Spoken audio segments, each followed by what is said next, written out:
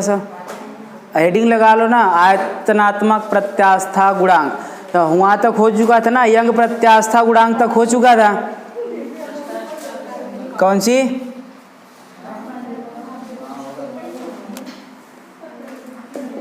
इधर देखो, आयतनात्मक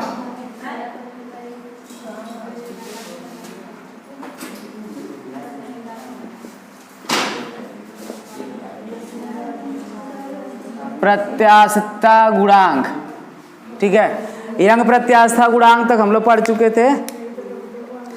हेडिंग लगा लोगे आयतनात्मक प्रत्यास्था गुणांक। मत बोलो धनिया। तो आ जाए जुआ कमा, आ जाओ गधा कहीं का।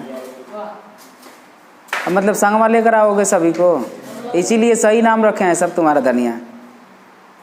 मिर्ची के साथे में आओगी। देखो इधर, देखो इसे पहले ऐसे समझो, चाहे वैसे समझो। कैसे ऐसे समझोगे? समझो इधर,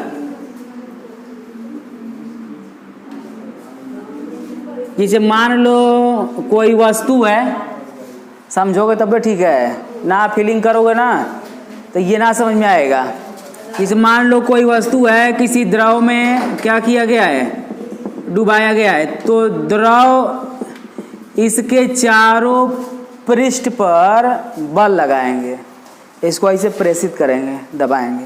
देखो यहाँ के अणु इधर से बल लगाएंगे, यहाँ के अणु इधर से बल लगाएंगे, यहाँ के अणु इधर से बल लगाएंगे, यहाँ के अणु यहाँ से लगाएंगे। सब हर स्थान पर के अणु इसको दबाने की क्या करेगा, कोशिश करेगा, ठीक है ना, कि भाई तू भाग जो यहाँ से।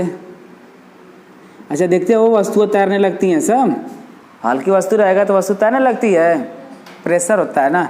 देखो इस वस्तु को, इस द्रव के जो कण हैं वो चारों ओर से क्या करते हैं, दबाते हैं, तो पूरा इसका आयतन में ही परिवर्तन होगा, ज़्यादा परिवर्तन नहीं हो सकता। जैसे पहले आता था ना वो शीशिया का ढक्कन को मट्टी के तेल में डाल देते, गुब्बारा नहीं ऐसे फूल के हो जाता था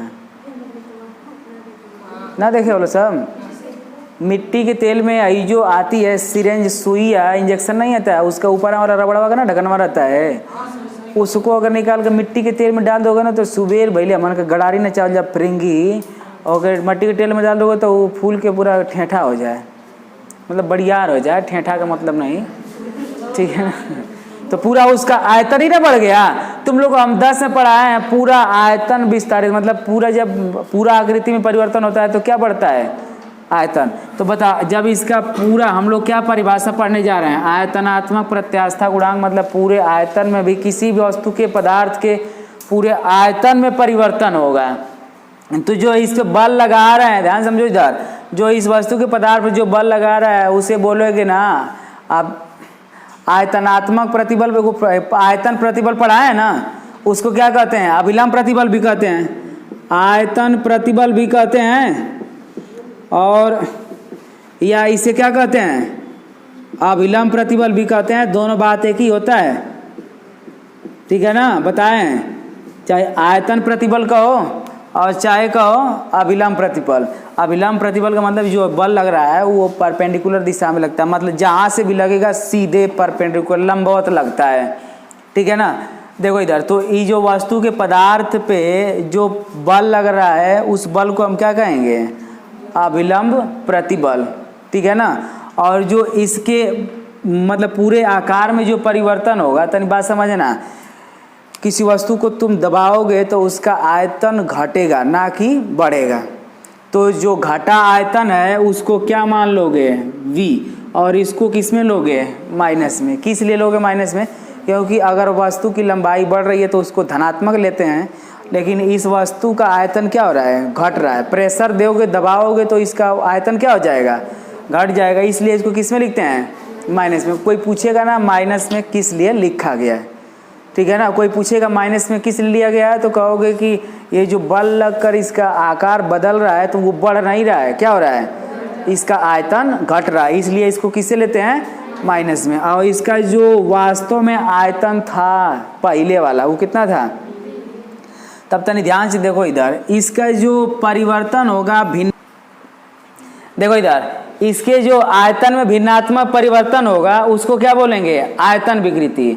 लंबाई में होने वाला भिन्नात्मक परिवर्तन को क्या बोलते थे, अनुदैर्ध्य विकृति। तो उसी तरह आयतन में होने वाले भिन्नात्मक परिवर्तन को क्या करेंगे, आयतन विकृति। बताओ आयतन विकृति बराबर बताओ क्या होगा, ध्यान से देखो इधर, डेल्टा वी बाई वी।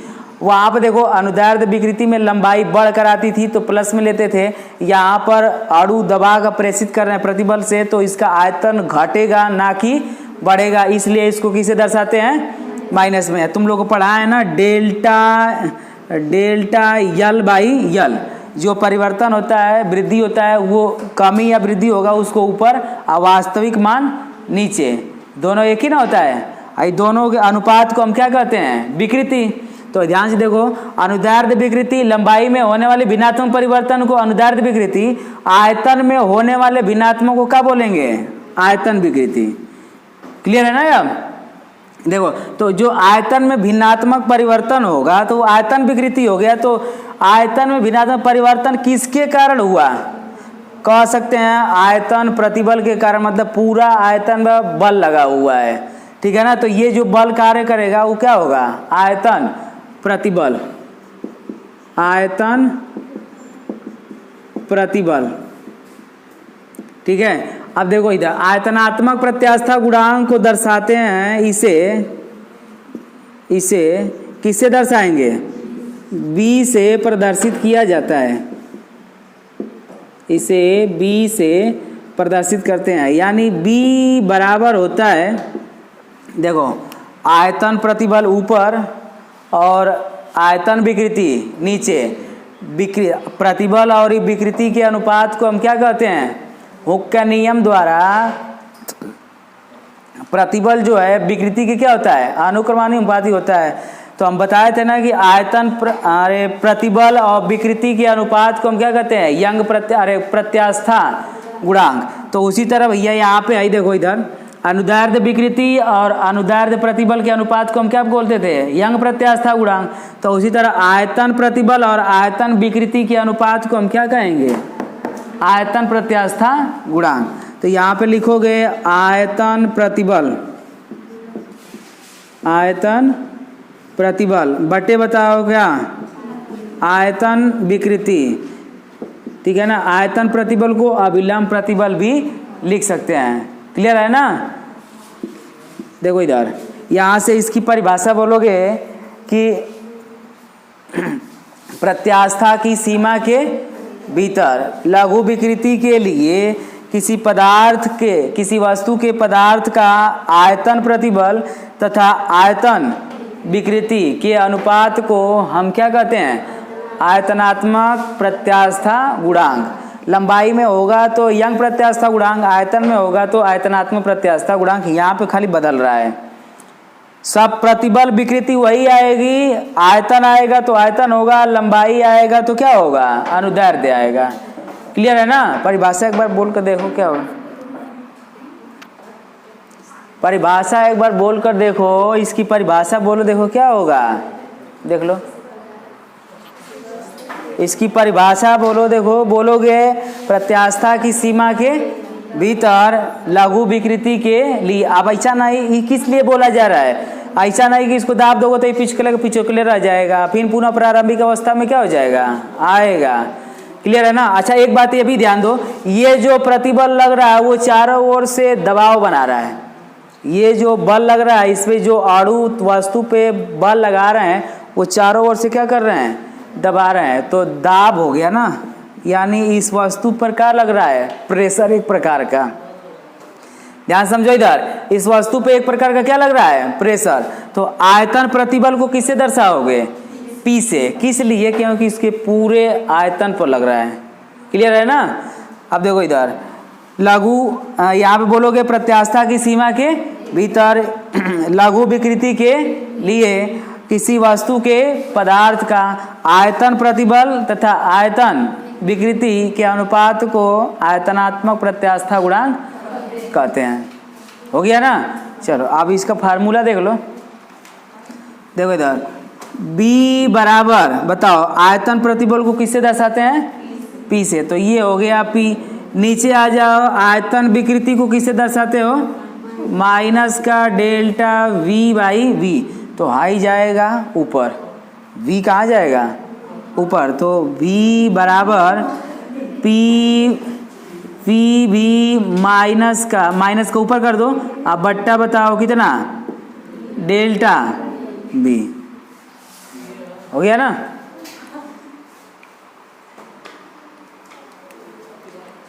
मात्रक क्या लिखोगे? वही आएगा।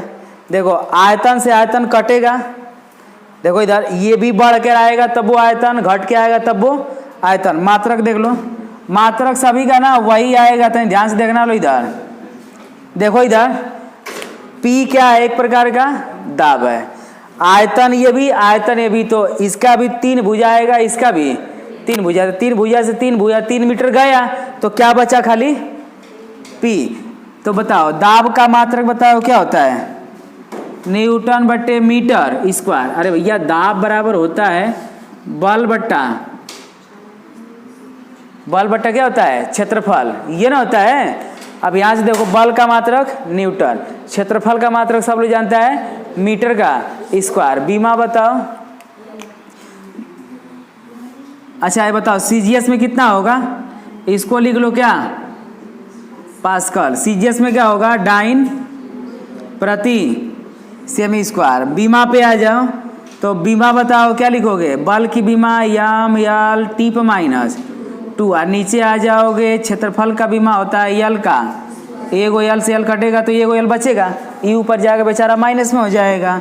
बताओ यम यल पर माइनस 1 टी पर माइनस 2। चाहे कौनो प्रत्यास्था गुणांक हो, खानदानी चलती हैं बीमाएं। बीमाएं कैसी चलती हैं? खानदानी। तो बताओ यंग प्रत्यास्था गुणांक का भी यही आया था, आयतन प्रत्यास्था गुणांक का यही आएगा, दृढ़ता गुणांक का देखा जाएगा।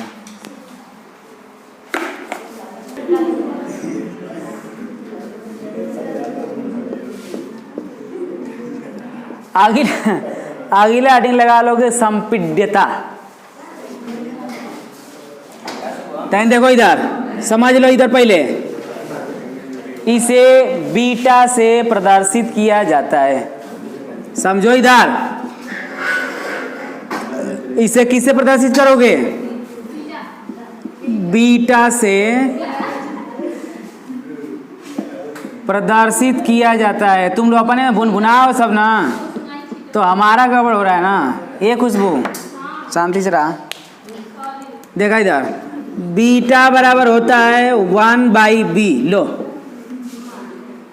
बीटा बराबर क्या होता है? 1/b, जहाँ बीटा संपीड्यता है और b अभी पढ़ा है आयतनात्मक प्रत्यास्था गुणांक, यानी किसी वस्तु के पदार्थ का आयतन प्रत्यास्था गुणांक के व्युत्क्रम को क्या कहते हैं? संपीड्यता कहते हैं। या ऐसे समझोगे, अगर कुछ और ना आएगा तो समझोगे। क्या समझोगे?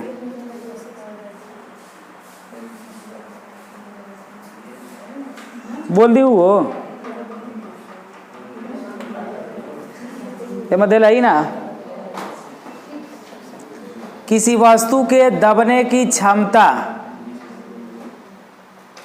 किसी वस्तु के दबने की क्षमता को हम क्या कहते हैं?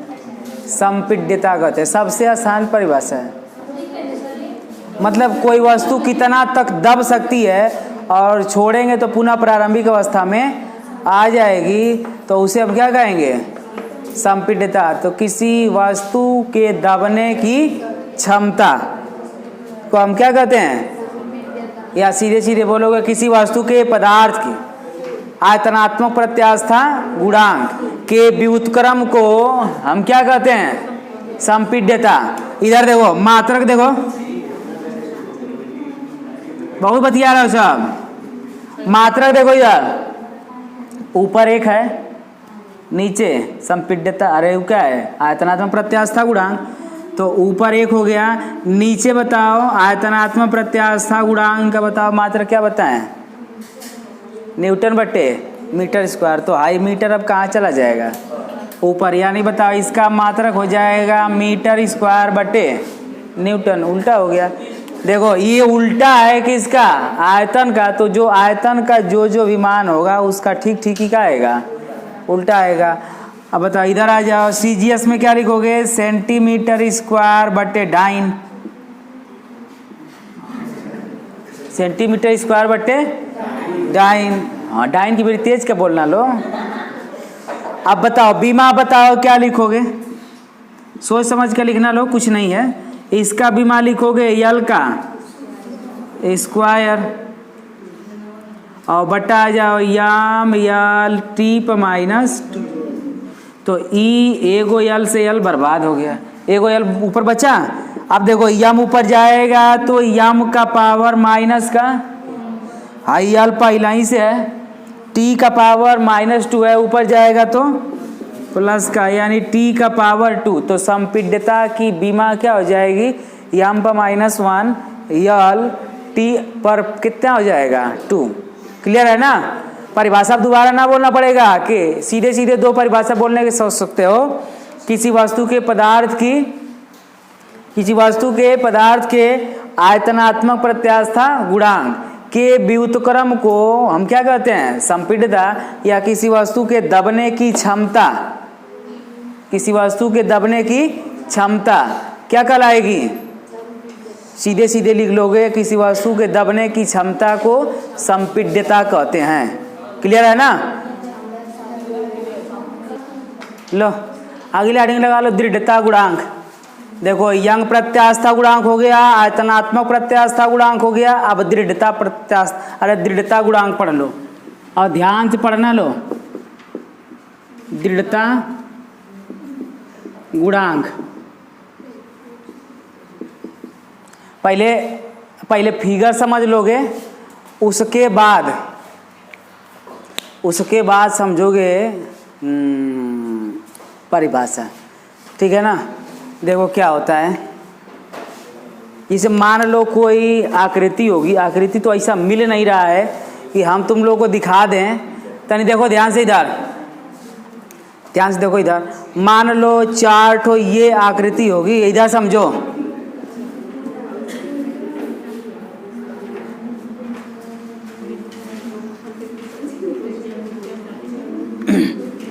इधर देखो,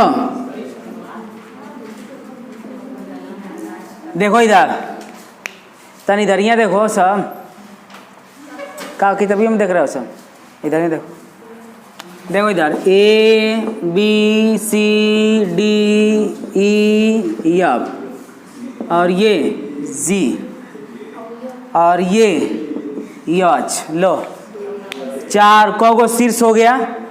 देखो इसका कौगो फलक कौगो शीर्ष हम बता दे रहे हैं, 4 गो शीर्ष होगा, 1 गो 2 गो 3 गो 4 गो 5 गो 6 गो 7 गो 8 गो। जब भी घन या घना बनाओगे, धीरे धीरे आराम समझो, जब भी घन या घना बनाओगे तो 8 गो शीर्ष होगा, कौ गो फलक होगा, 6 गो, एक ठो इधर एक ठो इसके पीछे। अब इसके पीछे तो हम जाकर बता नहीं सकते, एक ठो बगल में और एक ठो इधर से, एक ठो इसके नीचे और एक ठो इसके ऊपर। हो गया ना। कार्नर कब आएगा, कार्नर कब आएगा, कब आएगा, कब आएगा। देखो 1 गो 2 गो 8 गो आई, 1 गो 2 गो 3 गो 4 गो 5 गो 6 गो 7 गो 8 गो 9 गो 10 गो 11 गो 12। कब आएगा, 12 गो ना भाई। अच्छा ये गिनना तुम लोगों के लिए जरूरी नहीं है, तेरी बात समझो। मान लो इसको हम हाथ पे रखे हैं, इसे मैथ वाला आदमी हो ना, मान सकते हो। लो देखो इधर देखो, मान लो ये हाथ पे हमारे है। देखो एक पृष्ठ को स्थिर रखकर, यही होता है मेन, एक पृष्ठ को स्थिर रखकर इसके दूसरे पृष्ठ को बल लगा जाए, स्पर्श करें। मतलब अब ऐसा ना लगे कि हाथवे से ठिला जाए, मतलब हाई वाला विस्थापन ना होना चाहिए, जो इस पे रखा रहेगा उसको विस्थापित नहीं करना है। मतलब यहाँ पे देखो, एक पृष्ठ को स्थिर रखते हुए दूसरे पृष्ठ पर स्पर्श रेखीय बल, स्पर्श रेखीय बल का मतलब समझ रहे हो, एक रेखा में लगेगा स्पर्श रेखीय बल, ठीक है ना। इस पे स्पर्श रेखीय बल अगर इस पे लगा रहे हो तो इसके पृष्ठ में जो विस्थापन होगा, ये जो विस्थापन होगा भैया, वो वाला विस्थापन और हाई जो प्रतिबल लगाए हैं, मतलब अपरूपण, एक ठो 3 ठो बताए थे। एक ठो प्रतिबल में अनुदैर्ध्य प्रतिबल, आयतन प्रतिबल, तो ये दोनों पढ़ लिए। उसके बाद क्या पढ़ाए थे, अपरूपण प्रतिबल। उसी तरह विकृति भी क्या थी लास्ट वाली, अपरूपण विकृति। तो अब यहाँ पे दृढ़ता गुणांक में अपरूपण विकृति और अपरूपण प्रतिबल का नाम आएगा, ठीक है ना। तो एक पृष्ठ को मतलब स्थिर रखकर दूसरे पृष्ठ पर स्पर्श रेखीय बल लगाएगा तो ये होता है अपरूपण प्रतिबल। तो देखो इधर जो इसका विस्थापन होगा, यहाँ से हम बता रहे हैं विस्थापन, ये जो विस्थापन होगा तो वो एंगल में होगा, कोण में होगा। जो विस्थापन होगा वो और ये जो अपरूपण प्रतिबल है, इन दोनों के अनुपात को हम क्या कहेंगे, दृढ़ता गुणांक। या हाई जो परिवर्तन होगा एंगल में, उसको बताओ क्या बोलोगे, अपरूपण विकृति। हाई जो एंगल में परिवर्तन होगा, अभी हम घुमा रहे हैं, इसकी हाई अगर ठेलोगे भैया तो हाई वाला शीर्ष यहाँ ना रहकर यहाँ पे जाएगा, हाई वाला शीर्ष यहाँ ना रहकर यहाँ पे जाएगा कार्नर, ये वाला कार्नर यहाँ ना रहकर थोड़ा सा विस्थापित होगा ना। तो बताओ विस्थापित होगा तो एंगल में ना विस्थापित होगा। अब यहाँ पे दूरी कहाँ तय करेगी, तो जो परिवर्तन होगा उसको क्या बोलोगे, हाई एंगल में जो परिवर्तन होगा इसके शीर्ष द्वारा, उसको बोलेंगे अपरूपण विकृति। और इस पे जो बल लगा रहे हैं उसको क्या बोलोगे, अपरूपण प्रतिबल। वो होता है स्पर्श रेखीय बल, ठीक है ना। मतलब एक पृष्ठ को स्थिर रखोगे और दूसरे पृष्ठ पर स्पर्श रेखीय बल लगाओ। तो बात ध्यान से देखना लो, इधर देखो, इधर